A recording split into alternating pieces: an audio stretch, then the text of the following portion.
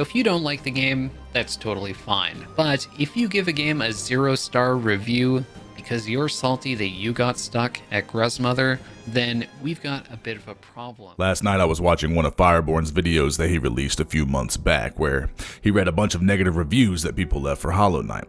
I recommend you check it out as it's pretty entertaining, but I couldn't help but think about myself and my own journey with Hollow Knight as I listened to all of these negative reviews. Now granted, a lot of the negative reviews were simply ungrounded in reality, complaining about things like the art style being bland.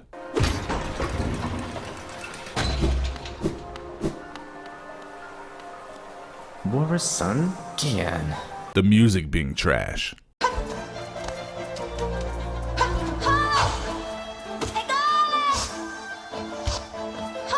And the fluidity of the controls sucking ass.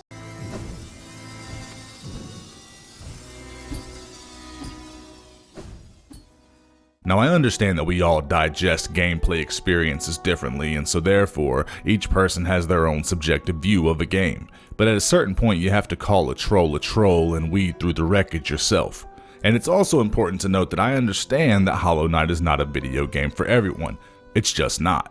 Some people might not like 2D side-scrollers, some might not like platforming, but most people who put it down do so because of the difficulty of the bosses and the overall unforgiving nature of the game. If you aren't someone who is well versed in Soulsborne titles, or even Souls-like games in general, in terms of single-player difficulty, then picking this up might feel like a big punch in the face when you first come across the false knight and he hammers your bitch ass back to the fading town.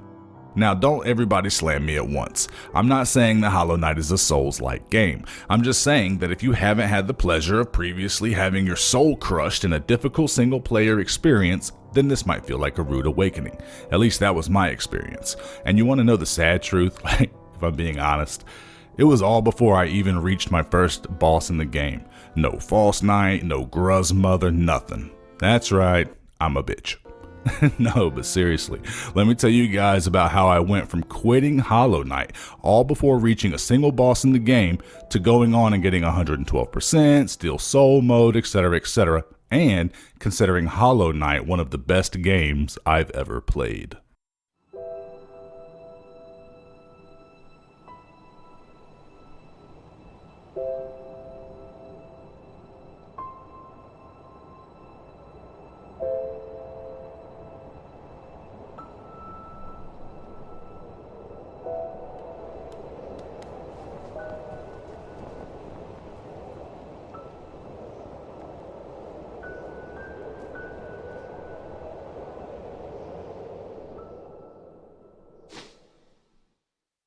So I bought Hollow Knight on Nintendo Switch back in like 2019.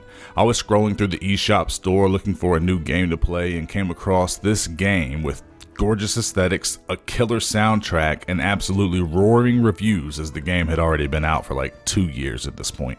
Not to mention the game at full price was only $15 and included 4 free DLCs. In hindsight now, it's probably one of the most criminally underpriced games ever released, in my opinion. Now at the time, I had no idea just how much content was packed into this incredibly compact package, but it truly looked like a labor of love from this development studio that I had never heard of called Team Cherry. And so I bought it. I booted it up, first met with the same atmospheric cutscenes and orchestral music that originally sold me on the game. I was pumped. I dropped into Dirtmouth and I took off. After chatting with everyone's favorite grandpa, I finally descended into the Forgotten Crossroads, and that's where things started to take an unexpected turn. Looking back now, I can't say with certainty why I was expecting the combat of the game to be a lot easier than it was. I had watched gameplay, I had read reviews, but for some reason I was surprised to find myself dead very quickly after landing in the Forgotten Crossroads. And it's not like the combat in early game is even difficult. For some reason, I just couldn't avoid getting hit by even these early enemies who don't even actively attack. They just passively collide into your hitbox and wreck shop like a drunken guy in a china shop. But I ended up chalking it up to this, and everybody hold your breath. I've never played any Metroid games. I've only ever played one Castlevania game. My only experience with platformers was playing Super Mario Bros. Back when I was a child, and as far as difficulty in games go, I was a vanilla-ass casual gamer. I'm just being honest. My most accomplished feat in terms of difficulty up until this point was completing the Water Temple in Ocarina of Time. Now, while the Water Temple is no walk in the park, I guess this is probably why I got glossy-eyed at the graphics and soundtrack of this game and overlooked the brutal combat. So after only playing Hollow Knight for about 2 hours and dying a handful of frustrating times, losing all of my Geo and my patience, I decided to shelf Hollow Knight. Now what I didn't do was go leaving a 0-star review on the game just because I was trash at it. And thank God, because I'd have been one of those getting flamed by Fireborn, and justifiably so. My expectations of the game were through rose-colored lenses, and I was simply being ignorant to my own casual gaming preferences. So I added it to the backlog, and Hollow Knight drifted into the darkness. Fast forward another year and a half, and once again I found myself looking for a new game to play. This time, I stumbled across a brand new game that had just come out a few months prior called Ori and the Will of the Wisps. Believe it or not, I had never heard of Ori before, and as such, I had never played The Blind Forest. But Will of the Wisps was new, and it was shiny, and once again, the graphics and soundtrack of this game looked incredibly stunning and looked like it would provide that immersion that I craved. So I bought it, beat it, and loved it. I loved everything about the game. And in contrast to my previous experience with Hollow Knight, the difficulty was much more accessible to a gamer like me. And so it wasn't surprising that I was able to beat it and would subsequently adore it. Now during this time, in truth, if I'm really being honest, I had completely forgotten that I even bought Hollow Knight. See, I originally bought the game in early 2019 for the Nintendo Switch, and by this time, I had already bought my first PC rig, and at this point I was exclusively gaming on the PC. So Hollow Knight is a buried thought of the past. I'm over here beating games like Firewatch, What Remains of Edith Finch, and Portal 2, you know, my typical laid-back kind of experiences. But that's when I started talking to a friend of mine named Matt, and that's kinda when everything changed. You see, Matty Boy has always been a pretty avid FromSoft fan. He platinumed the original Demon Souls back on the PS3, and he had mentioned Dark Souls and Bloodborne and these various Soulsborne titles to me in the past. But it was never a genre of gaming that I had ever experienced, and me being as casual as I was, I never really had much of a desire to play them. I knew that the combat was absolutely crushing, and that I was, well, me. But once again, we got to talking about these Dark Souls games. And like I said, at this time, I'm gaming exclusively on the PC, so Demon Souls and Bloodborne are both out of the picture. And since the actual Dark Souls games were available to me, I decided to get Dark Souls 3, since it was the newest and most recent release on the PC. I decided to take Matt's advice and give Dark Souls a try. I decided I was going to try and conquer my inner bitch, and no matter how frustrating the game became, or how many times I died, I was going to beat this fucking game. And that was the thing. I just simply had no experience with these types of games before. I didn't know what it was like to sit down and actually study enemy behavior, to recognize patterns in enemy programming and cultivate strategies to counter it. Basically, I didn't know what it was like to endure the pain and suffering that comes from these Souls-likes in order to come out of the other end of the furnace honed and polished. And so that's what I did. I ran Dark Souls 3. I ran that shit into the ground. I died an ungodly number of times, made many mistakes, but every time I beat a challenging area or boss that had previously given me a lot of difficulty, it was like a new high in gaming that I had never really felt.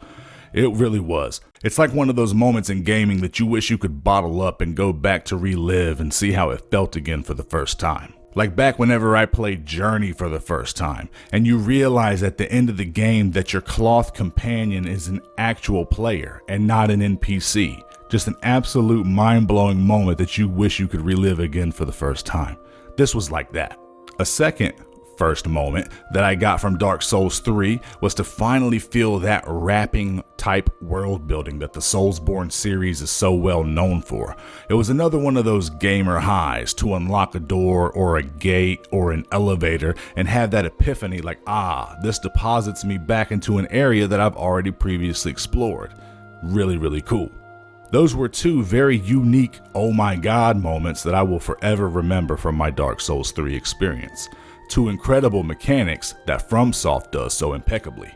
And so it was somewhere between the high wall of Lothric and the profane capital that I remembered that game of refuse and regret that I had vowed to enter no longer. I thought about Ori and the Will of the Wisps and how phenomenal it was to see this 2D beautiful experience, and I thought about Dark Souls 3 and how incredible triumphing over these enemies was, and it made me remember Hollow Knight and how it was a mixture of both and how I had shelved it so long ago. And so I decided, since I had now built this muscle up of being able to withstand the pain that I would revisit Hollow Knight on the Nintendo Switch and give it another go.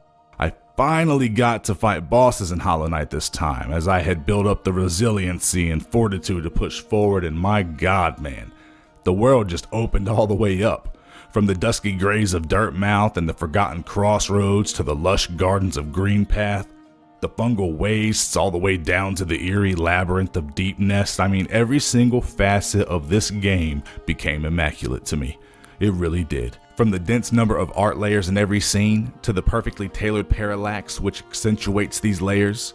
The combat was punishing, but just like Dark Souls 3, it was so rewarding whenever I would actually best a boss. The soundtrack perfectly complementing each biome and fight, and the same style of world building that I fell in love with in DS3. The game was fucking perfect, it really was. I beat it on the Nintendo Switch and then would go on to purchase it on the PC and beat it several more times. The Pantheons, 112%, Steel Soul, the various endings, all of it.